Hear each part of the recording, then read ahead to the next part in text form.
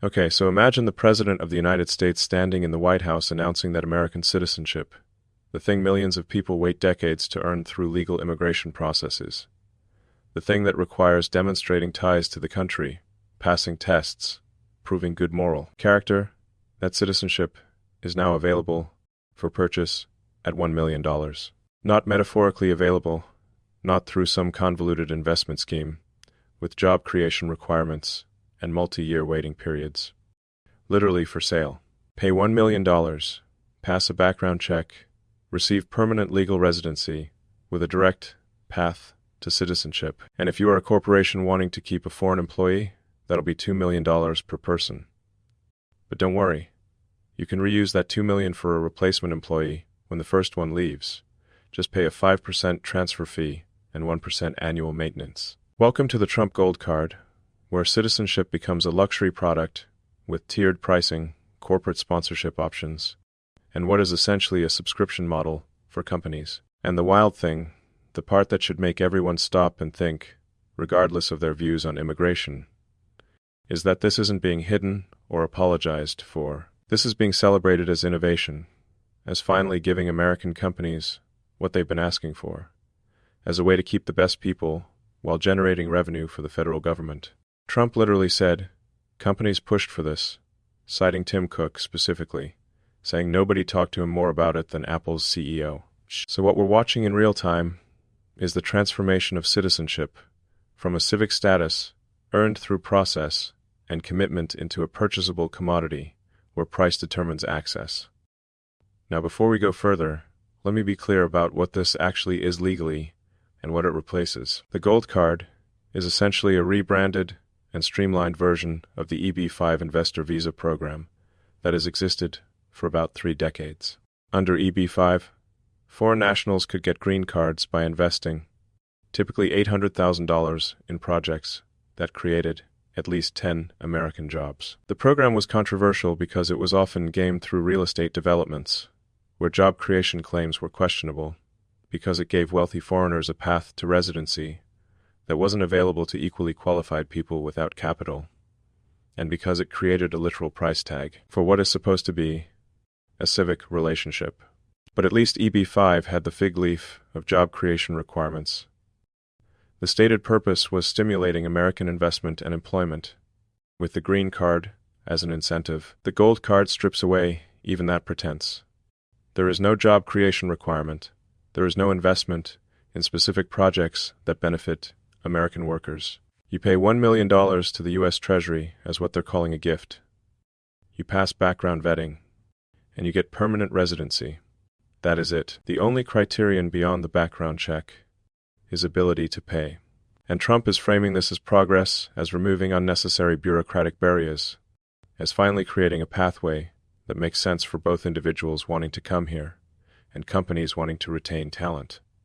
So today, I want to break down what this Gold Card actually does, who it is designed for, and who it excludes, what the pricing structure reveals about how immigration policy is being restructured, why this creates a fundamental tension with Trump's simultaneous mass deportation efforts, what it means that citizenship is being explicitly commodified at the presidential level, and, ultimately, whether this represents pragmatic immigration reform or the final abandonment of the idea that American citizenship should be based on anything other than wealth. Because by the end you are going to understand, this isn't just about one visa program. This is about whether we're comfortable with a system where money explicitly buys access to civic status, where corporations can essentially purchase the right to keep employees regardless of immigration caps or processes, and where the path to citizenship has a literal published price list.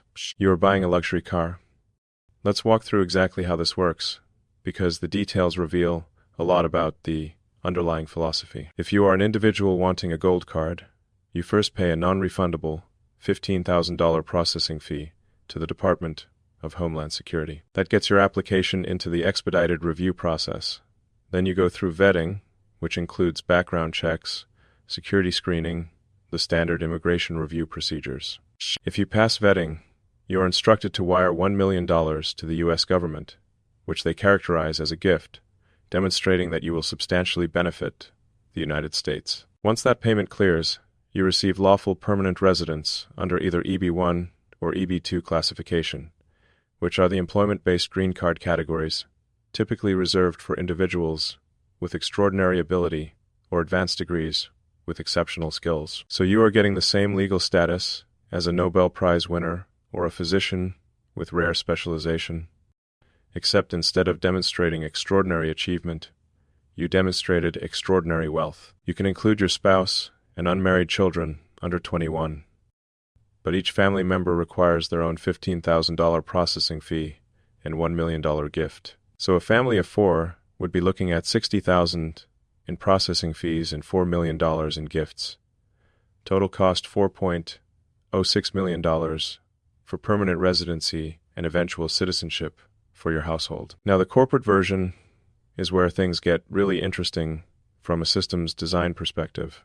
Companies pay $15,000 per employee as a processing fee, then $2 million per employee as the gift after vetting. But here is the innovation. Companies can reuse that $2 million contribution for a replacement employee without paying the full amount again. They pay a 1% annual maintenance fee, so $20,000 per year, and a 5% transfer fee, which is $100,000. When they want to transfer the gold card to a new employee, that $100,000 covers a fresh DHS background check for the replacement. So effectively, corporations are buying slots that they can keep filled with different foreign workers over time, paying maintenance fees and transfer fees, but not the full $2 million again. It is a subscription model for immigration status. Apple could buy 50 slots for $100 million, pay $1 million per year in maintenance across those slots, and rotate employees through them as needed, paying $100,000 to switch someone out. For major corporations, that is incredibly cheap relative to the value they get from being able to retain talent without immigration uncertainty. And then there is the Platinum Card, which isn't fully launched yet, but is already accepting waitlist signups. For a $15,000 processing fee and $5 million contribution, Platinum Card holders can spend up to 270 days per year in the United States without being subject to U.S. taxes on non-U.S. income. That is designed for ultra-wealthy individuals who want us access without us tax obligations. Essentially a super-rich person's extended tourist visa that lets you live in America 9 months per year while keeping your money offshore and untaxed. The whole structure reveals a tiered pricing strategy where different levels of wealth buy different levels of access. $1 million gets you permanent residency and citizenship track. $2 million gets corporations, the ability to keep employees with reusability. $5 million gets you tax-advantaged access without the commitment of permanent residency. It is like an airline pricing model applied to immigration. Economy, business, first class, each with different privileges and price points. Now let's talk about who this is actually designed for, because understanding the target market tells you a lot about whose interests are being prioritized. Trump explicitly pitched this as a way for companies to retain foreign graduates from elite universities. He checked Wharton School of Finance, Stern Business School, Harvard, Michigan T. The example he gave was companies being able to go to these schools, buy a card, and keep that person in the United States. Commerce Secretary Howard Lutnick called it the best vetting the government has ever done. $15,000 vetting to make sure these people absolutely qualify to be in America. So the intended users are highly educated foreign nationals, typically on student visas or H-1B work visas, who companies want to convert to permanent status without going through the normal green card process, which can take years or decades, depending on country of origin. For someone from India or China facing 20-plus year backlogs in the employment-based green card system, being able to pay $1 million or have your employer pay $2 million to skip the line entirely, that is enormously valuable. And for companies like Apple, Google, Microsoft, that depend heavily on foreign talent, particularly from India and China, having a guaranteed mechanism to convert valuable employees to permanent status is worth far more than $2 million per person. But notice who this explicitly excludes. This isn't for refugees fleeing persecution. This isn't for family members trying to reunite with relatives. This isn't for people who've been living in the U.S. for years, working, paying taxes, raising families, but lacking legal status. And it is definitely not for the tens of millions of potential immigrants who would love to come to America, but don't have $1 million sitting around. This is exclusively for wealthy individuals or people employed by wealthy corporations. The pricing structure ensures that $1 million is roughly 20 times the median U.S. household net worth. For the typical American family, paying $1 million for citizenship would require liquidating their entire net worth 20 times over. For the typical immigrant from a developing country, it is even more unattainable. So what you are creating is an explicit two-tier immigration system. If you have money or corporate backing, you get expedited permanent residence in weeks. If you don't, you wait in the regular system, which can take decades, or you don't get in at all. And Trump is presenting this as meritocracy, as getting the best people. But the only merit being evaluated here is financial. The assumption embedded in the pricing is that ability to pay $1 million equals substantial benefit to the United States. Now you could argue that is actually a reasonable proxy. People who've accumulated $1 million in liquid assets have probably demonstrated some combination of intelligence, skill, work ethic, or business acumen that suggests they'd be productive Americans. And corporations willing to pay $2 million to retain an employee are signaling that person has skills valuable enough to justify that investment. So maybe financial capacity is a legitimate screening mechanism. But notice what that logic accepts. It accepts that immigration policy should explicitly favor the wealthy over everyone else, regardless of other qualities. Someone could be a brilliant researcher, an innovative entrepreneur, a dedicated teacher, but if they don't have $1 million or corporate sponsorship, they're excluded from this pathway. Meanwhile, someone with inherited wealth, but no particular skills, beyond having been born into a rich family, gets instant access. The gold card doesn't evaluate your contributions to science, your artistic achievements, your community service, your potential to benefit America in non-financial ways. It evaluates your bank account, and by doing so, it makes explicit what was always somewhat true but usually obscured, that American immigration policy, at least in this form, is pay to play. Now here is where this gets really interesting and reveals a fundamental tension in Trump's overall immigration approach. At the exact same time, the administration is rolling out the gold card and celebrating a direct path to citizenship for anyone who can pay. They're also conducting what they describe as the largest deportation operation in American history. Federal agents are raiding workplaces, detaining people who've been living in the U.S. for years, separating families, and sending hundreds of thousands or potentially millions of people back to countries they haven't lived in for decades. The stated justification is that they entered illegally or overstayed visas, that they're breaking the law by being here, that America is a nation of laws and laws must be enforced. But then simultaneously, you have a program that says if you have $1 million, you can skip basically all the normal immigration laws and requirements. No need to wait in line behind people who've been waiting years. No need to demonstrate job creation. No need to prove family ties or asylum claims. Just pay and you are in. So which is it?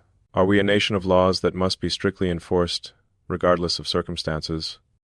Or are we a nation where laws can be bypassed if you have sufficient financial resources? The answer the Trump administration seems to be giving is both, depending on your wealth level. And this creates some genuinely uncomfortable questions about what immigration policy is actually trying to achieve. If the goal is national security and keeping out people who might be threats, then vetting matters more than money. The $15,000 background check is supposed to provide that vetting, but there is no reason to believe that is more rigorous than the vetting that happens in normal immigration processes. It is just faster because it is paid. If the goal is protecting American workers from wage competition, then importing wealthy foreigners or foreign corporate employees doesn't advance that goal at all. In fact, it potentially makes it worse because you are bringing in people who compete for high-skill, high-wage positions. If the goal is ensuring immigrants contribute to America rather than depend on social services, then yes, having $1 million in assets probably indicates financial self-sufficiency. But so does having a job offer, which is required for most employment-based green cards anyway. And if the goal is maintaining American cultural cohesion or demographic composition, then bringing in wealthy elites from anywhere in the world doesn't obviously advance that either. So what is the goal? The answer seems to be generating revenue for the federal government and satisfying demands from major corporations. Those are legitimate objectives, but they're economic objectives, not immigration policy objectives in the traditional sense. What you are seeing is immigration policy being restructured as economic policy, where the primary question isn't what kind of country we want to be or who we want as future Americans, but rather how can we extract maximum value from the immigration system. And notice who benefits from this restructuring. It is not American workers competing with immigrants for jobs.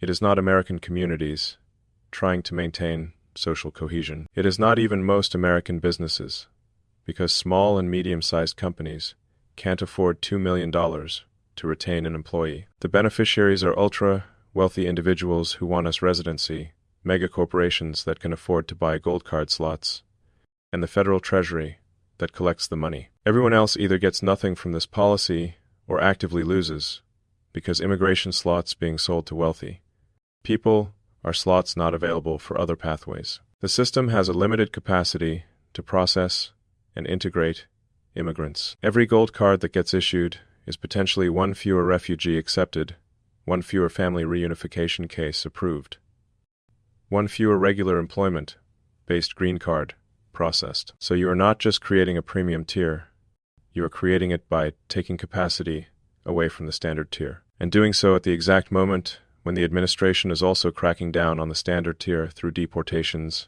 and enforcement. The message is unmistakable. If you are wealthy or backed by a major corporation, welcome to America, expedited process, permanent status in weeks. If you are not, get in line or get out. So let's talk about what this does to the concept of citizenship itself, and why that might matter, even if you are not personally affected by immigration policy. For most of American history, citizenship has been understood as a civic relationship based on shared commitment to constitutional principles, democratic participation, and national community. You became a citizen by being born here, deriving it from citizen parents, or going through a naturalization process that required demonstrating English language ability, knowledge of American history and government, period of lawful residency, and good moral character. The process was meant to ensure that people becoming citizens understood and accepted what it means to be American beyond just physical presence. Now obviously that system has always had flaws and exclusions. Racial restrictions existed for much of our history. Economic requirements have always been implicit in who could afford to immigrate and wait through processes. But there was at least a formal commitment to the idea that citizenship was about more than money. The gold card abandons that pretense entirely. Citizenship, or at least the permanent residency that leads to citizenship, is now explicitly purchasable, and the price is published. $1 million. That is the value the government has put on civic status. Now you might say, so what? Rich people have always had advantages in immigration and everything else. Why does making it explicit matter? It matters because once you've established that citizenship has a purchase price, you fundamentally changed what citizenship means. Instead of a civic relationship between individuals and their country, it becomes a transaction between customers and a service provider. The government is selling access to America, and buyers are purchasing a product that changes the psychology of citizenship in ways that are hard to fully predict, but probably significant. If you earn citizenship through the normal process, you probably have some sense of commitment to the country that accepted you, some understanding that you went through requirements designed to integrate you into American society. If you bought citizenship for $1 million, your relationship to America is much more transactional. You are a customer who purchased a product. If the product stops meeting your needs, if taxes get too high or regulations become burdensome or political conditions change, you can shop elsewhere. There is no deep tie beyond the financial transaction, and maybe that is fine. Maybe citizenship in the modern world should be transactional. Maybe we're kidding ourselves if we think civic identity means anything more than self-interest. But if that is the direction we're heading, we should at least be honest about it. And there is a broader question about equality that this raises. One of the founding principles of American democracy is that all citizens are equal under the law. Obviously, that has been honored more in the breach than the observance throughout our history. But it is still a principle we claim to believe in. Once you create explicit price tiers for citizenship access, you are acknowledging that we don't actually believe in equality. We believe in market-based allocation, where your economic resources determine your rights and opportunities. And maybe that is the honest truth about how society works. But it is different when government policy makes it explicit and official. When the president stands in the White House and announces that citizenship costs $1 million, he is saying the quiet part loud. He is confirming that in America, money doesn't just buy you better schools, health care, housing, and opportunities. It buys you civic status itself. And once you've accepted that principle for immigration, it becomes harder to argue against it in other domains. If citizenship is purchasable, why shouldn't voting rights be? If permanent residency has a price tag, why shouldn't other legal statuses? The logic of commodification spreads once you've accepted it in principle. And that is the real significance of the gold card beyond immigration policy. It is a statement about what we value, about what kind of society we're building, about whether there is anything left that money can't buy. And the answer Trump is giving is no, there isn't. Everything has a price, including America itself.